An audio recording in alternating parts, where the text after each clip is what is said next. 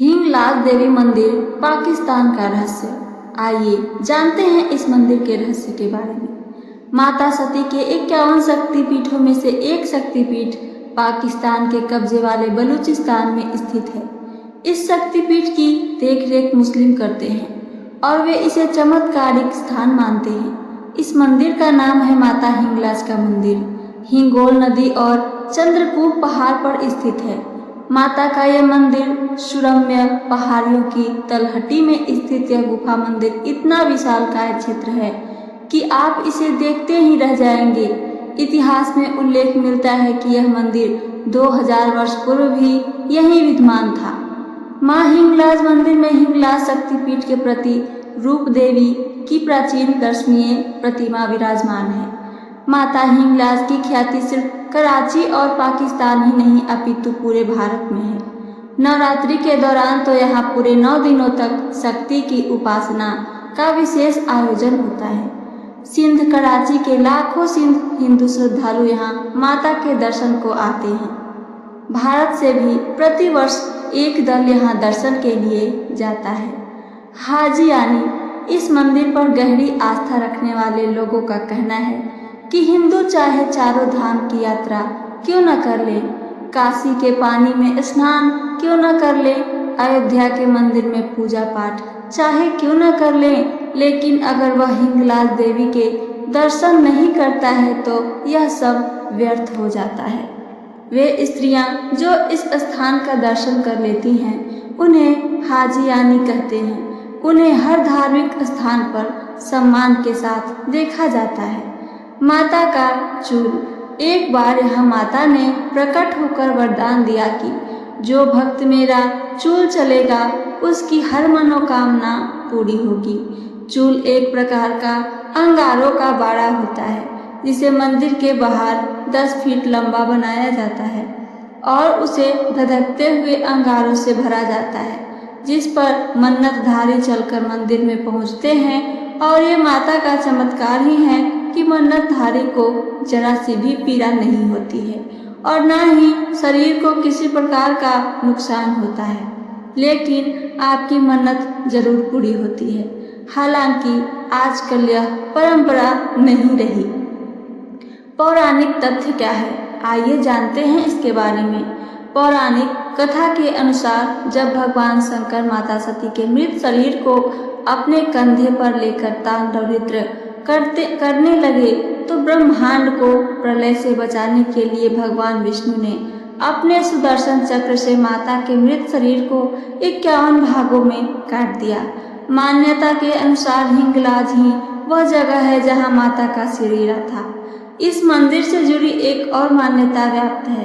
कहा जाता है कि हर रात इस स्थान पर सभी शक्तियां एकत्रित होकर रास रचाती है और दिन निकलते हिंगलाज माता के भीतर समा जाती हैं। कई महान लोगों ने टेका है यहाँ माथा।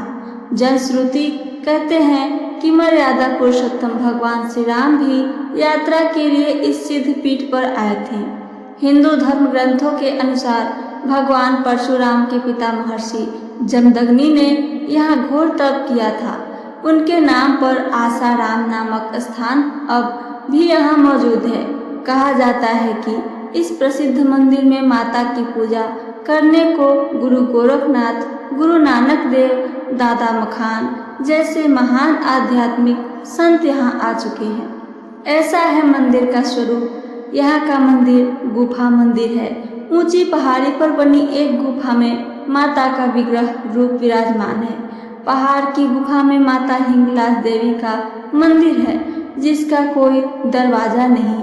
मंदिर की परिक्रमा यात्री गुफा के एक रास्ते से दाखिल होकर दूसरी ओर निकल जाते हैं। मंदिर के साथ ही गुरु गोरखनाथ का चश्मा है। मान्यता है कि माता हिंगलाज देवी यहाँ सुबह स्नान करने आती हैं। यहाँ माता सती कोटटरी रूप में जबकि भगवान भोलेनाथ भीमलोचन भैरव रूप में प्रतिष्ठित हैं। माता हिंगलाज मंदिर परिसर में श्री गणेश, कालिका माता की प्रतिमा के अलावा ब्रह्मा कुंड और तीर कुंड आदि प्रसिद्ध तीर्थ है। इस आदि शक्ति की पूजा हिंदुओं द्वारा तो होती ही है, इन्हें मुसलमान भी काफ़ी सम्मान देते हैं। हिंगलाज मंदिर में दाखिल होने के लिए पत्थर की सीढ़ियाँ चढ़नी पड़ती है। मंदिर में सबसे पहले श्री गणेश के दर्शन होते हैं जो सिद्धि देते हैं। सामने की ओर माता हिंगलाज देवी की प्रतिमा है जो साक्षात माता वैष्णो देवी का रूप है। मुसलमानों के लिए नानी पीर है माता, जबकि पाकिस्तान का जन्म नहीं हुआ था और भारत की पश्चिमी सीमा अफगानिस्तान और ईरान थी। उस समय हिंगलाज तीर्थ हिंदुओं का प्रमुख तीर्थ होता ही था। बलूचिस्तान के मुसलमान भी हिंगला देवी की पूजा करते थे। उन्हें नानी कहकर मुसलमान भी लाल कपड़ा, अगरबत्ती, मोमबत्ती, इत्र, फलूल और सिरनी चढ़ाते थे।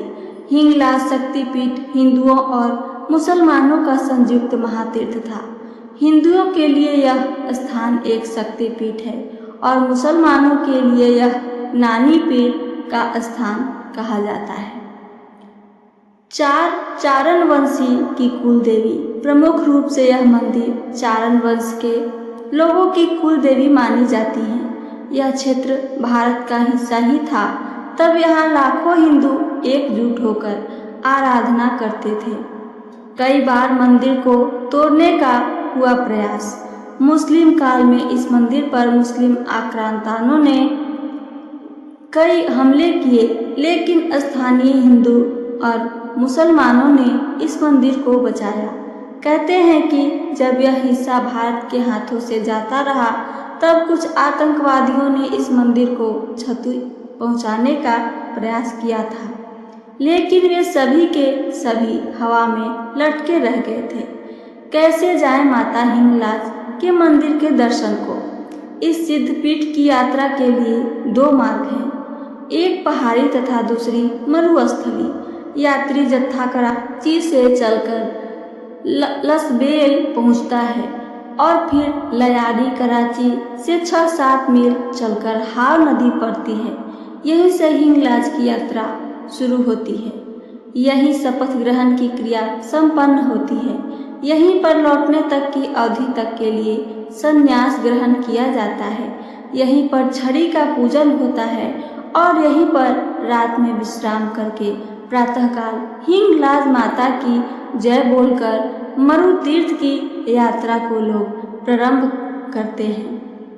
आगे सुनिए क्या है कहानी में। रास्ते में कई बरसाती नाले तथा कुएं भी मिलते हैं। इसके आगे रेत की एक शुष्क बरसाती नदी है।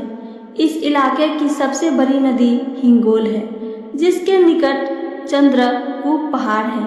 चंद्रकूप तथा हिंगोल नदी के मध्य लगभग 15 मील का फासला है।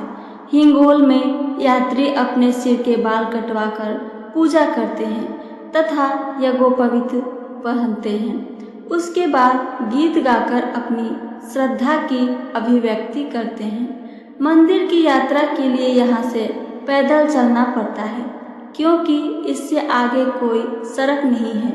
इसलिए ट्रक या जीप पर ही यहाँ की यात्रा की जाती है। हिंगोल नदी के किनारे से यात्री माता हिंगलाज देवी का गुणगान करते हुए चलते हैं। इससे आगे आशापुरा नामक स्थान आता है। यहाँ यात्री विश्राम करते हैं। यात्रा के वस्त्र उतारकर, स्नान करके, साफ कपड़े पहनकर पुराने कपड़े गरीबों तथा ज़रूरतमंदों के हवाले कर देते हैं। इससे थोड़ा आगे काली माता का मंदिर मिलता है। इस मंदिर में आराधना करने के बाद यात्री हिंगलाज देवी के लिए रवाना होते हैं। यात्री चढ़ाई करके पहाड़ पर जाते हैं, जहाँ मीठे पानी के 3 कुएं हैं। इन कुओं का पवित्र जल मन को शुद्ध करके पापों से मुक्ति दिलाता है।